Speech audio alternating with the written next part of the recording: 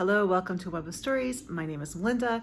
It's Friday and it's 5 on Friday time. And so 5 on Friday was a series that was started by Suey at Suey's Book Banner.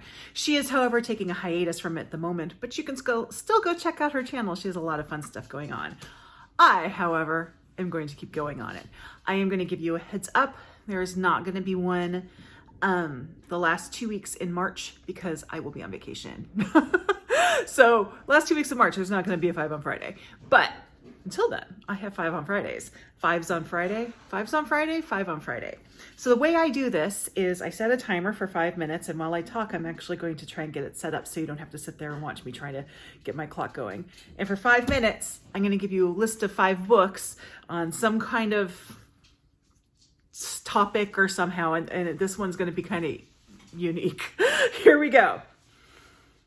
So growing up every summer, I would go to the Midwest because my mother was from the Midwest. So I have great memories of spending summers in North Dakota and Minnesota. And that has reflected itself in my reading. I really like books from the Midwest. So today I have 5 books that are set in either North Dakota or Minnesota that I really love. So let's get started. The first one is, let's start with this one. Peacemaker River by Leif Enger. This is just a beautiful story about a father and a son, and they're going on search for their brother who's kind of on the lam. Beautiful language. It is poetry on the page. There's a very deep, this is not a Christian novel, but there's a deep spiritual feeling to this book. I haven't read it in a few years, but there are still passages of this book that are kind of burned into my mind, and they're going to be there forever. Okay, so let's go to, I should have started with Minnesota, but we started with North Dakota. So let's go to Minnesota. And this is a book, as you can tell, I quite like. This is The Seed Keeper by Diane Wilson. I have now read this for 2 different book discussions, and it got better. It was a 5-star book. It still is a 5-star book. And this is the story of Rosalie Ironwing, who is Indigenous, but when she was a child, her father died.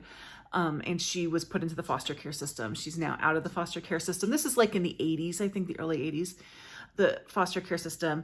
And she's on her own, very much on her own. She ends up marrying a white farmer. So she's straddling 2 worlds between what she grew up with, her childhood that she had with her father in the Indigenous worldview and the worldview of the white farmer. They both have their struggles.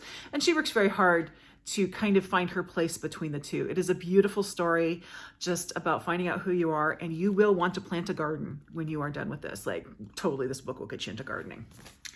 Okay, let's stay in Minnesota. This is a fun one. So this is kind of a stand-in for all the books by this author, but this is The Logger Queen of Minnesota by J. Ryan Stradal. I love J. Ryan Stradal.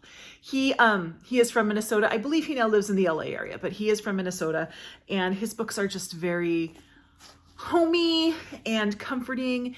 If you, like me, grew up listening to A Prairie Home Companion, you will be right at home with this. He's not quite as kind of folksy as Garrison Keillor, but doesn't have the Garrison Keillor luggage either.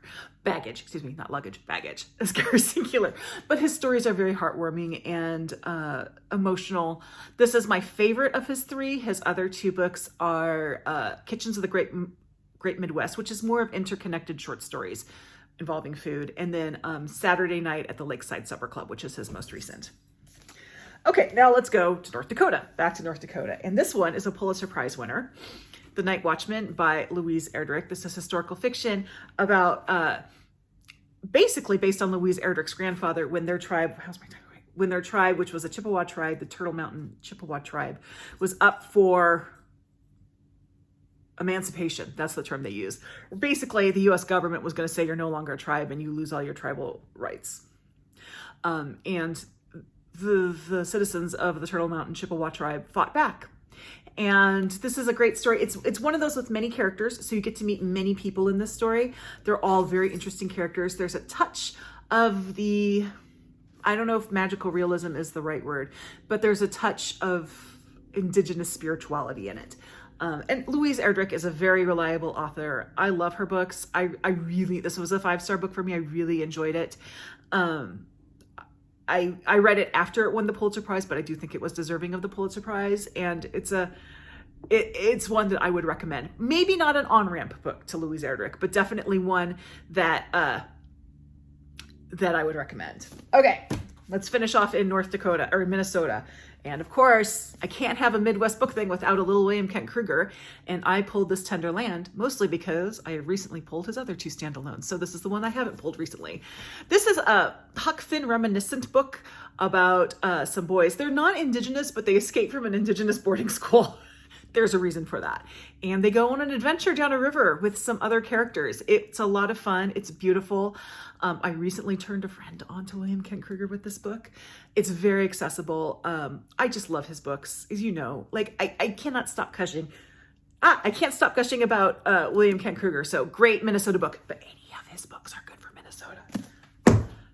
7 seconds to spare. So thank you for this little trip to North Dakota and Minnesota, which, you know, it's early March now that I'm filming this. So probably not the best time to go there because, you know, it's cold weather. Although apparently this year it's kind of warm.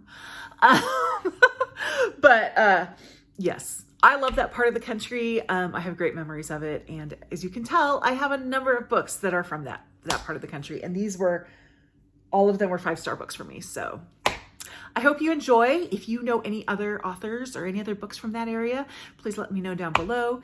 Be sure to check out Sue and see what she's doing during her little 5 on Friday hiatus. And information on how to join my Discord is down below. I'd love to talk with you there. And also like and subscribe, and I'll see you next time. Bye.